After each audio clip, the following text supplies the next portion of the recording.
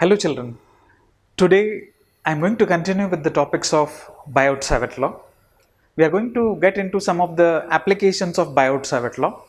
We are going to look into some different configurations, and our aim is to find magnetic field due to different configuration of current carrying conductors. So before getting into the topic, let us make a very quick recap of the formulas one by one. So we started from Biot-Savart law. What is the small magnetic field dB?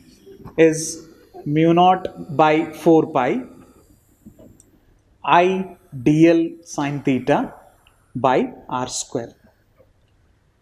Next, what we studied, the application of Biot-Savart law. We studied two applications, one for circular coil and one for a straight current carrying conductor. So I'm going to write for circular current carrying conductor. So our first case was a current was flowing in a circular conductor. Our aim is to find magnetic field at the midpoint. So what was the expression for magnetic field? B is equal to mu naught by 4 pi 2 pi I by A. This was the formula for magnetic field due to a current carrying circular conductor, and our location is the center. If there are n number of turns, suppose we are going to put n along with the formula. Now, let us suppose, what about the direction of magnetic field in this figure? We used right hand rule. And what about right hand rule? Our fingers should be in the direction of flow of current. Our fingers should be in the direction of flow of current. Then the thumb will indicate the direction of magnetic field. Thumb will indicate the direction of magnetic field. So in this figure, the magnetic field is perpendicular to the plane and outwards. The magnetic field is perpendicular to the plane and outwards. Similarly, we studied the second application of circular loop. In this case, we considered a point P at the axial line. We considered a point P at the axial line. And what about the magnetic field in this case? Mu naught by 4 pi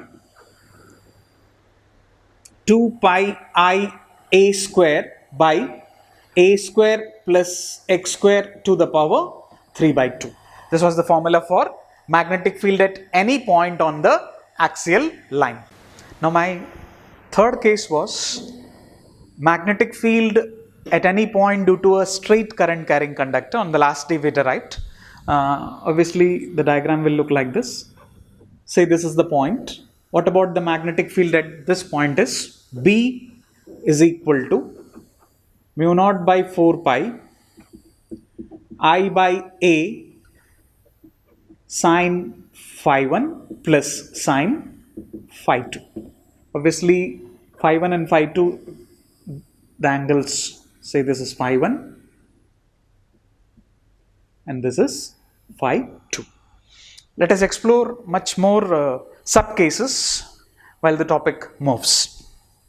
With this little introduction, I am going to get into one by one the different configurations. So the very first configuration is magnetic field due to a portion of a current carrying circular coil. What is my first configuration is? I am going to consider a portion of a current carrying circular coil. What about the magnetic field at the center? So I am going to start.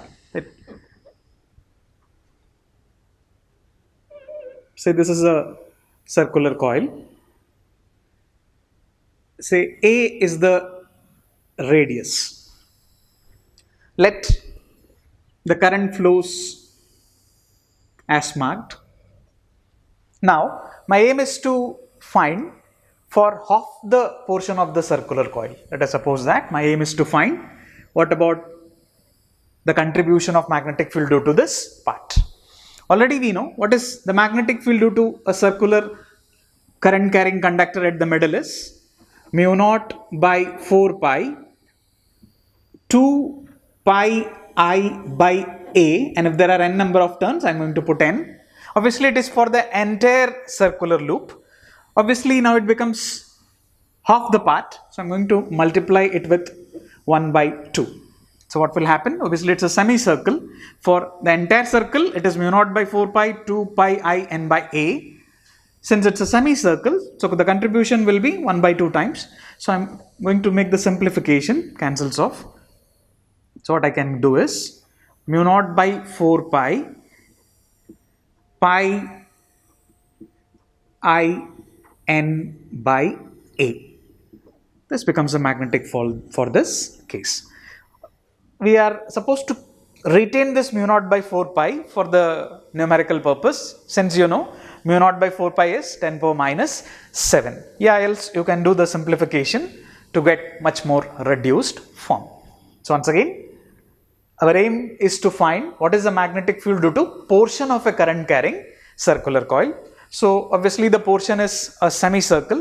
So what about the contribution due to the entire circular coil is mu naught by 4 pi 2 pi I n by a. So obviously semicircle, I am going to multiply it with 1 by 2, cancels off to get the final form. Let us get into the second configuration of the same. So I am going to consider a circular coil. This time it's not a semicircle. I am going to assume this time this is not a semicircle. The portion subtends an angle theta at the center. The portion subtends an angle theta at the center. Let us suppose that a current I flows. So what about the magnetic field due to the subtended portion we are going to get? Once again, I am going to start from what is magnetic field due to the circular current carrying loop. It will be mu naught upon 4 pi 2 pi I by a, if there are n number of turns, n. This is for the entire loop, but you should know the complete angle is 2 pi. You know the complete angle is 2 pi, out of which theta is the contribution. So what I am going to do, I am going to multiply it with theta by 2 pi. I am going to multiply this entire circular value with theta by 2 pi. Theta is the subtended value at the center. So obviously you can do the simplification. 2 pi cancels off. So B is equal to mu naught by 4 pi I n by a into theta.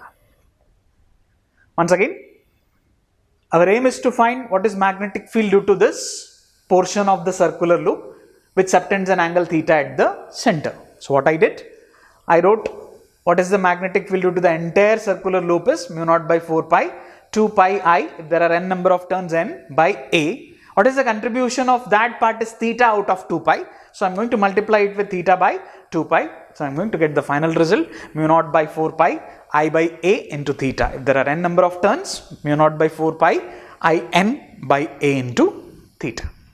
Now let us explore the direction in both the cases. What about the direction? Already I said we can use the right hand thumb rule. So you are going to keep your fingers towards the direction of flow of current. You are going to keep your fingers towards the direction of flow of current. The thumb will indicate the direction of magnetic field. Thumb will indicate the direction of magnetic field. So obviously you are able to see the magnetic field is perpendicular to the plane and acts outwards. It's perpendicular to the plane and acts outwards. So what about the direction? Perpendicular to the plane and acts outwards. Similarly, obviously this is also the same case. Since the current flows in this, the magnetic field here also, it is perpendicular to the plane and acts outwards. So this is our first type of configuration where we apply Biot-Savart law to find the magnetic field. Similarly, I am going to get into the next type of configuration. Here, I am going to assume two concentric circular current carrying loops. I am going to consider two concentric current carrying circular loops. Say, this is my first loop. O is the center. Say A1 is the radius. Similarly, I am going to consider one more loop. Say A2 is the radius. Let through the first loop a current I1 flows, and through the second loop a current I2 flows. So once again, I'm going to assume current flows in the same direction in both the, obviously I'm going to discuss the second case also. Here the current flows through the same direction. So how to get the magnetic field at the center of the concentric loops? So obviously the total magnetic field will be the net of magnetic field due to the individual loops. So we are going to check whether the total value will be the added value or the subtracted value. So for that, before getting into the formula, we are supposed to apply the direction rule. So you keep your fingers once again for the first loop. You are able to see the magnetic field is perpendicular to the plane and outwards. Similarly, for the second loop also you are able to see the magnetic field is perpendicular to the plane and acts outwards. So obviously, if I am going to assume B1 and B2, they are the individual magnetic fields. What about I can write is B is equal to B1 plus B2. You are able to get B1 is due to the first loop, B2 is due to the second loop, and why we are adding? Because both are acting outwards. Now we can write the formula for B1. What is magnetic field? Mu naught by 4 pi, 2 pi, say I1 is the current for the first loop, say N1 is the number of turns for the first loop, A1 is the radius. Once again, it is mu naught by 4 pi. I'm going to rewrite what is magnetic field due to the circular loop is mu naught by 4 pi, 2 pi I by A, and if there are n number of turns, and this is the basic formula. So I'm going to write it for B1. So mu naught by 4 pi, 2 pi, in place of I it is I1, in place of n it is N1, in place of A it is A1. Similarly, plus what about B2? The same value, mu naught by 4 pi, 2 pi I2 N2 by A2. I think what are the things that can be taken common is mu naught by 4 pi. Can do the simplification. 2 pi is 2. Here also 2 pi, it's 2. Let us suppose that, obviously this is the net case. Let us suppose that same current flows. In that case, having same number of turns, I can assume mu naught Ni to be common by 2. What is the thing in the bracket will be? 1 by A1 plus 1 by A2. So once again, this is a special case. What is a special case? I am going to assume both the circular loops have equal number of turns and same current I flows through each of them. In that case, I can take N and I as common. Only thing that is going to differ is A1 and A2. So this becomes the total magnetic field at the center of two concentric circular current carrying loops when the current flows in the same direction. Now let us explore. I'm just going to change the direction. So in the third case, so I'm going to mark it as 3. I2 flows like this. I2, obviously I1 is anti-clockwise, I1 is anti-clockwise, I2 is clockwise. In this case, what about the magnetic field at the center? Now once again, we are going to use the rule, and I'm going to speak for the first loop. The magnetic field is outwards. When I'm going to speak for the second loop, we are able to see the fingers will be along the direction of current. The thumb is inwards. So for A1 it is outwards, for A2 it is inwards. So what about the net magnetic field will be their subtracted value. So what I'm going to do is B will be B1 minus B2. It will be B will be B1 minus B2. So by putting the value, so what is B is equal to, B1 can be written as mu naught by 4 pi 2 pi I1 N1 by A1 minus mu naught by 4 pi 2 pi I2 N2 by A2. Can do the simplification, it will be 2.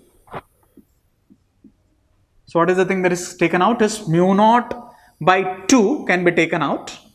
What are the things that is going to be kept? I1 N1 by A1 plus I2 N2, sorry, it's minus I2 N2 by A2. Obviously this becomes a generalized formula. Here also we are going to discuss two different cases. So what is my first case will be if I1 N1 by A1 is greater than I2 N2 by A2. Let us explore what about the direction of magnetic field. This means the magnitude of the inner loop is greater than the outer loop. So which will dominate? The inner loop will dominate and the resultant will be according to that. So just for the inner loop you are able to see it is outwards. So the final magnetic field due to the combination will also act outwards. Obviously always it will be perpendicular to the plane. What about the direction of magnetic field? It acts outwards. Now second case, if I am going to reverse this, I1 N1 by A1 is less than I2 N2 by A2. Obviously the second case will dominate. For second case it was inwards, so the net will also acts inwards. What about my third case? Say if same current flows through both the loop having equal number of turns, how the formula gets modified? It will be B is equal to, what are the things that can be taken out? Mu naught, and N will be out of the formula Ni by 2. What is the thing that is left inside the bracket will be 1 by A1 minus 1 by A2, and obviously it acts inwards. Sorry, it acts outwards because the first one dominates and the inner loop dominates. It acts outwards. So these are some special cases of concentric circular current carrying loop. Once again I am going to make a recap. What was the first case was, there are two concentric current carrying circular loops. I1 and I2 are the current, A1 and A2 are the radius. In the first case the current flows in the same direction. So what about the net value is the added value, and that value acts outwards. Now second case was, in the inner one it is anti-clockwise, in the outer one it is clockwise. In this case the net value will be the subtracted value, B is equal to B1 minus B2. By putting the value, what is the main formula I am going to get is B is equal to mu naught by 2 I1 N1 by A1 minus I2 N2 by A2. Here also we are going to break this into two cases. If the first term is greater than the second term, this means the inner loop magnitude dominates. Obviously the resultant will be according to that inner loop. Inner loop is outwards, so this direction is perpendicular to the plane and acts outwards. Second case, if the first term is less than the second term, the magnitude of the outer loop dominates and accordingly the direction will be in that sense, that is perpendicular to the plane and acts inwards. A very special case, if they have same number of turns and same current flows, what about the formula? Mu naught Ni by 2, 1 by A1 minus 1 by A2, and what about the direction? It acts outwards. With this I am going to get into my next configuration. Already we are discussing the applications of Biot-Savart law. What is Biot-Savart law? The purpose of Biot-Savart law is used to find magnetic field due to a current carrying conductor. Now let us get into the next orientation. In this I am going to assume the two circular loops, they are inclined to each other. I am going to assume the two circular loops are inclined to each other. So let us see. I am going to assume this is my first plane.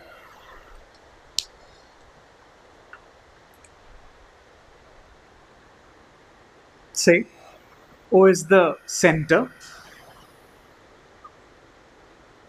A1 is the radius. Obviously it is in the plane. I am going to assume one more loop.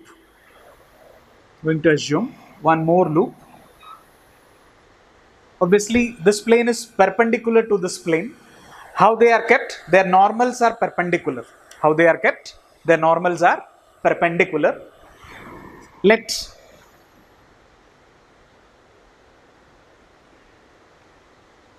A2 be the radius. In the first loop, say a current I1 flows. In the second loop, say a current I2 flows. Now, let us speak the direction of magnetic field for the first loop. You know, since the current is flowing in this anti-clockwise, what about the direction of magnetic field? You just keep, it will be upwards, and I'm going to mark it as B1 vector. Similarly, what about the magnetic field due to the second loop? It will be B2. I'm going to mark it as B2 vector. So obviously, what about the net magnetic field can be obtained by resolution? This represents the net magnetic field B. Once again, due to the loop, say first, what about the magnetic field is B1. Due to the loop, say second, what about the radius of the second loop is A2. What about the magnetic field is B2. So what about the net magnetic field? I can say B is equal to under root B1 square plus B2 square. What about B1? You know, it is mu naught by 4 pi 2 pi I by A. Say for this case, it will be I1 A1, and if there are n number of turns, I'm going to write it as N1. Similarly, what about B2? It will be mu naught by 4 pi 2 pi I2 N2 by A2. By putting the value and after simplification, we can get the net magnetic field. Let us assume a special case where same current flows through both the loop and they have equal number of turns. What will happen? So what are the things that can be taken out common as? Mu naught by 4 pi 2 pi. Say I can also be taken common, n can be taken common. So what is the thing that is going to be left? It will be 1 by a1 square plus 1 by a2 square. So on simplification, so I can get b is equal to, so it becomes 2. So mu naught ni by 2. So obviously when I'm going to take it out, 1 by, say if they have same radius, I'm going to assume if A1 is equal to A2 is equal to A, what happens? So what I can assume 1 by A can be taken out with root 2. So obviously root 2 can be written as mu naught Ni by root 2A becomes the net magnetic field at the center. So once again I'm going to explain this case. Our case is two current carrying circular loops. They are inclined perpendicular to each other. They are inclined perpendicular to each other. Say if the first loop carries a current I1 with a radius A1 is in the plane, I'm going to consider the second loop normal to that one. So what about the angle between the two loops is 90 degree. So I'm going to represent the two magnetic fields. So what about the magnetic field due to the first loop? Upwards, I'm going to mark it as B1. For this loop, the magnetic field is B2. What about the net magnetic field is obtained by resolution, that is B is equal to under root B1 square plus B2 square. By putting the basic formulas, I'm going to get what is the magnetic field is mu naught Ni by root 2A. So I'm going to just modify this case a little bit. Here, the angle between the plane of the loop is perpendicular. Let us assume that it is inclined to some other angle, say theta. In that case, how the situation modifies.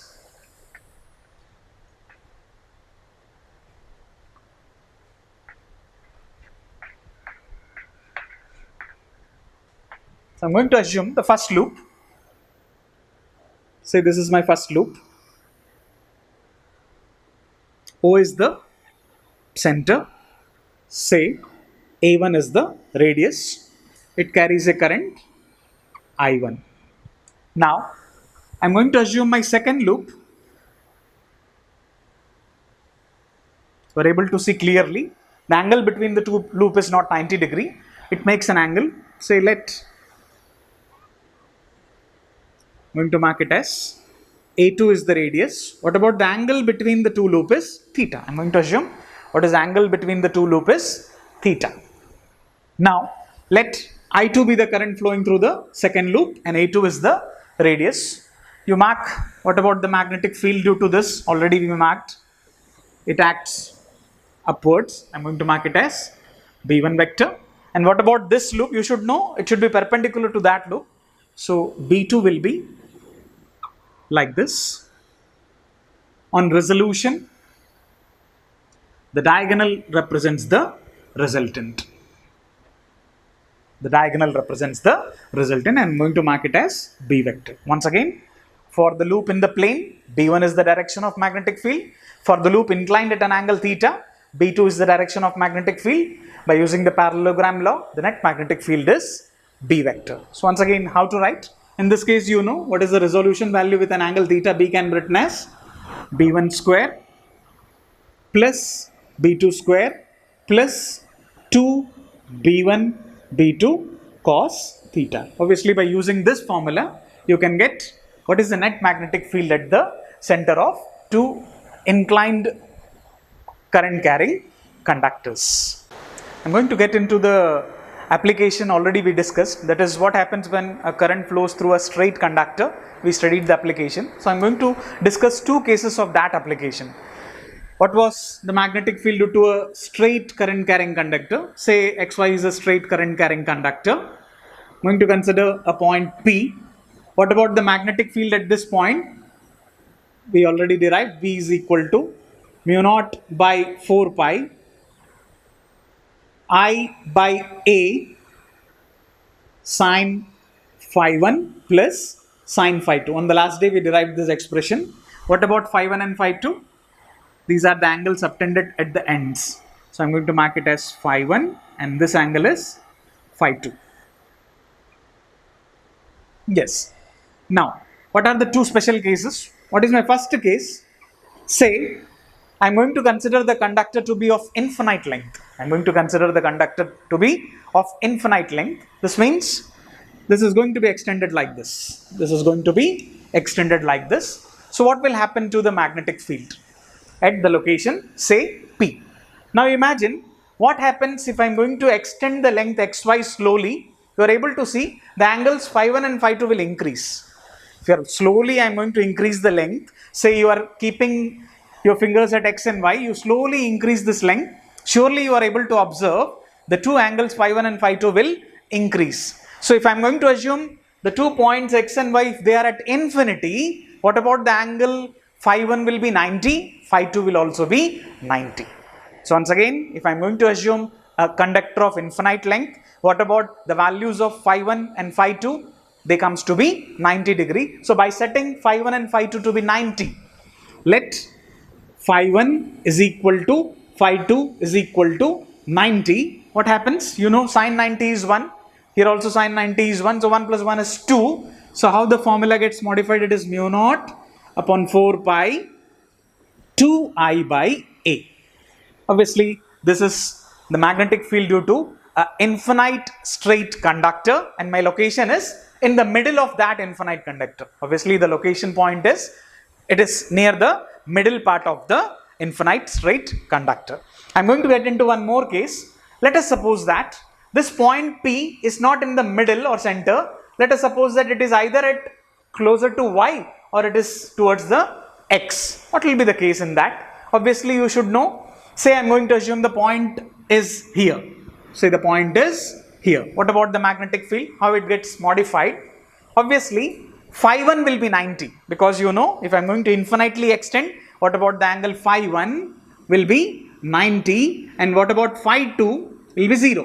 You are able to see very clearly phi 2 will be 0. By setting this, what I'm going to get is B is equal to mu naught by 4 pi I by A, because you know sine 90 is 1. So this becomes the two important case of a straight current carrying conductor of infinite length. With this, I'm going to end my session. Take care of yourself.